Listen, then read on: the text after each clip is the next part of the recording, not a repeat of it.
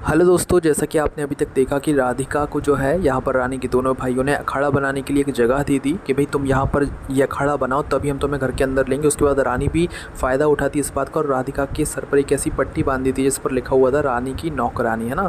उसके बाद में जो है राधिका अपना अखाड़ा बनाने में लग जाती है।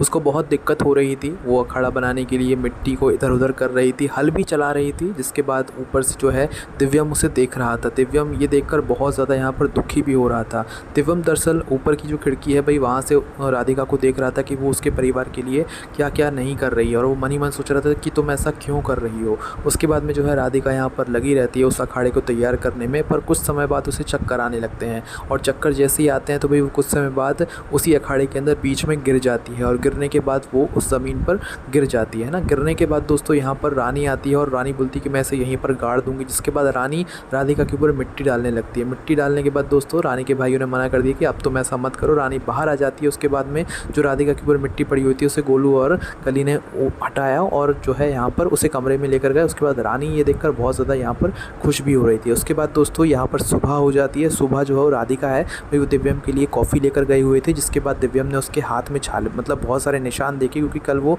अखाड़ा बना रही होती है। उसके बाद जो है दिव्यम ने जो है यहाँ पर राधिका के हाथ से कॉफ़ी नीचे गिरा दी क्योंकि रानी आ चुकी थी उस जगह पर और रानी को कमरे में उन्हें बंद करना था। तो रानी ने जल्दी से दरवाज़ा खोला मलहम लगाने के लिए। उसके बाद जो है दिव्यम और राधिका ने रानी को कमरे में बंद कर दिया और वो लोग बाहर यहाँ पर निकल कर आ जाते हैं। कमरे में बंद करने के बाद जैसे ही वो लोग यहाँ पर अपने कमरे से बाहर निकल कर राधिका और दिव्यम बाहर निकल कर आते हैं तो भाई उन्हें सामने से रानी के दोनों भाई आते हुए दिख जाते हैं और दिव्यम उनसे बोलता है कि मैं कमरे में बंद रहकर नहीं रह सकता, मुझे एक मीटिंग के लिए जाना है, 10 लाख रुपए की मीटिंग के लिए मैं जा रहा हूँ, तुमने इतने पैसे कभी देखे नहीं होंगे। उसके बाद दोनों भाइयों ने इन्हें 10-20 लाख रुपए दे दिए और 20 लाख रुपए देने के बाद रानी को बाहर निकल कर बोलते हैं कि अब अगर तुम्हें आज़ाद रहना है तो तुम्हें रानी के साथ इस हथकड़ी में रहना पड़ेगा। पर हथकड़ी छोड़ दी जाती है क्योंकि इसमें बहुत दिक्कत होती। यही पूरा सीरियल आज आप देखने वाले हैं। आप बताइए आपको कौन सा रोल सबसे अच्छा लगता है और राधिका कैसी लगती है।